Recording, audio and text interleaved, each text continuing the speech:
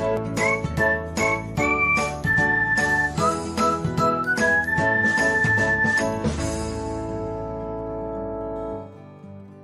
everyone, welcome back to another episode of Technologyglance.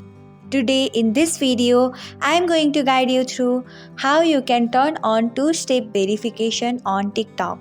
So let's get started. Watch till the end and don't forget to subscribe to Technologyglance by hitting the subscribe button and press the bell icon so that you will never miss another update. Without further ado, let's get started. Firstly, open TikTok app in your device.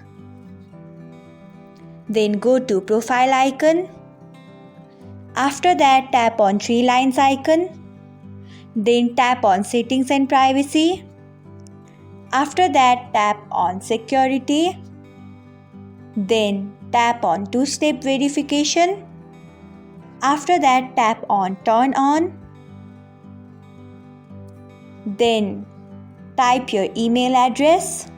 After that, type the code.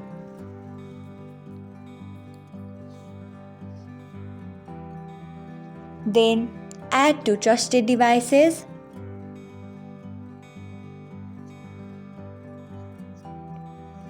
So this is how you can turn on two-step verification on TikTok.